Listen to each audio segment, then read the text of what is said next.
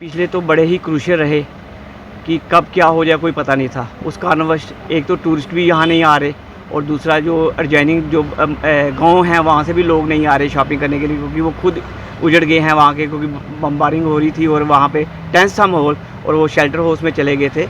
उस कारणवश रुनाबाजार तो सफ़र है ही, और उसके साथ साथ हमारे अर्जानी बाज़ार जो हैं वो भी बड़े सफ़र हैं, क्योंकि जब लोग ही नहीं आएंगे तो शॉपिंग करने कोई नहीं आएगा तो हमारा काम धंधा कैसे चलेगा। इस तरह से जब बाज़ार खुला है, क्या ग्राहक का कोई इक्का दुक्का भी ग्राहक आ रहे हैं कि नहीं आ रहे हैं? नहीं, अब बड़ा ही किसी को ज़रूरत हो, किसी चीज़ की ज़रूरत हो तो वो आ रहा है, मगर जिस तरीके से काम होना चाहिए उस तरीके से काम नहीं है। तो देखिए, मेरे को तो डर लग रहा है कि पाकिस्तान कोई ना कोई गंदी हरकत करेगा ही करेगा, क्योंकि वो कुत्ते की दुम है, वो कभी सीधी हो नहीं सकती और उसके ऊपर विश्वास करना नालायकी और बेवकूफ़ी भी है, क्योंकि वो कब क्या कर दे कोई पता नहीं, क्योंकि उसने अपनी आदत से मजबूर है और वो उसने शरारत करनी है। तो इसलिए हमें थोड़ा सतर्क रहना चाहिए, क्योंकि कहीं कोई वो ऐसी हरकत ना कर जाए जिससे कि हमारे हिंदुस्तान को नुकसान हो सके, या हमारे जो टूरिस्ट जो आते हैं उनको नुकसान करने की कोशिश वो करेगा कि जिस तरीके से इकोनॉमिकली हिंदुस्तान किस तरीके से वीक हो सकता है वो शरारत करेगा और करता ही रहेगा। इस समय टेंसी और ना ही यहाँ पे कोई इतना टूरिस्ट आ रहा है कि जो वैष्णो देवी में टूरिस्ट जो नहीं आ रहा, जिस कारणवश हमारा रुनाबाजार तो डिपेंडेंट ही टूरिस्ट के ऊपर है, और वो टूरिस्ट नहीं आने के कारण हमारा जो व्यापार है बड़ा मध्यम है। तो मैं आपके चैनल के माध्यम से ऑल ओवर इंडिया के लोगों को कहूँगा कि अब स्थिति सुधर रही है और आप माता वैष्णो देवी और हमारी बाबे वाली माता के मंदिर में आइए, और जिस तरीके से हमें उन्होंने बाबे वाली माता ने हमें और वैष्णो देवी ने हमें बचाया है, उसका शुक्राना करने के लिए हमें आपको आना चाहिए और यहाँ पे दर्शन करने चाहिए, और यहाँ पे रुनाथ जी का मंदिर है वो भी देखने के लिए आना चाहिए। Thank you.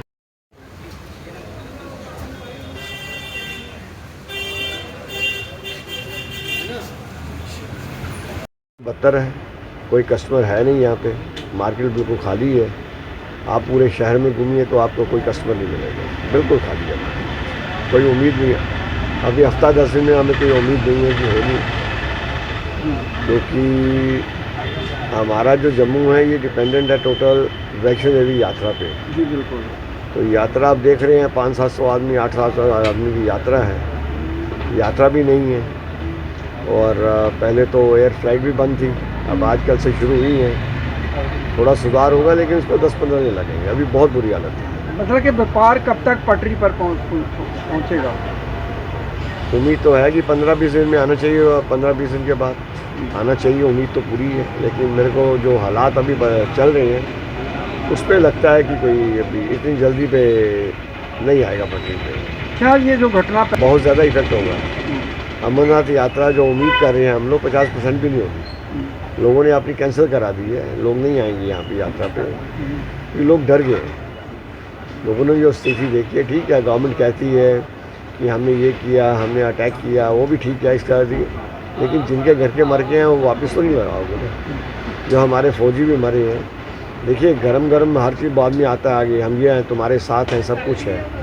जो पहले भी जो हमारे फौजी भाई मरे हैं, आप उनकी हालत तो देखिए, कितने आदमी उनके घर पूछने गए, 2 दिन 10 दिन के बाद आपको कोई नहीं मिलेगा। जितनी कैजुअलिटी हुई है हमारी, चाहे 26 आदमी कैजुअलिटी हुई है, आप उनके घरों में जाके पूछिए, किससे उनको दोबारा पूछा है?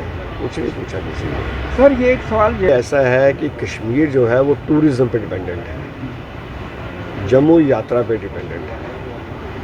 तो दोनों साइड पे जब पीस होगा तो हालात बेहतर होंगे तो लोग भी आएंगे यहाँ पे। इसके लिए मीडिया का बहुत ज़्यादा रोल है, आपका मीडिया का बहुत ज़्यादा रोल है, क्योंकि हकीकत में क्या है कि अब यूट्यूब चैनल इतने ज़्यादा हो गए हैं, कोई हकीकत बताता है, कोई गलत बताता है, उससे लोग डर जाते हैं कि कौन सा सही है और कौन सा गलत है। अगर सही पिक्चर बयान की जाए, मेरे को नहीं लगता कि कोई ज़्यादा जोट पहुँचेगा, टूरिस्ट दोबारा भी आएगा। क्योंकि कश्मीर के लोग जो हैं, कश्मीर तो 100% टूरिज़्म पर डिपेंडेंट है। अब आप ये बोलो कि मिले वहाँ मारे गए 26 आदमी, कश्मीरियों ने तो मारे नहीं हैं, लोगों ने तो मारे नहीं। आप जिनके होटल्स हैं, दुकानदार हैं, जो वहाँ काम करते हैं, दिहाड़ी लगाते हैं, उन लोगों ने मारे नहीं हैं। मिलिटेंट का इरादा यही था जो इकॉनमी ख़त्म करना, J&K की खासकर, तो उन्होंने कर दी। अब उसका रिटेलिएट किया इन लोगों ने, जो अपना ऑपरेशन संदूर किया वो भी ठीक हुआ। अब ऑपरेशन संदूर के बाद यहाँ के लोगों की आबादी भाग गई।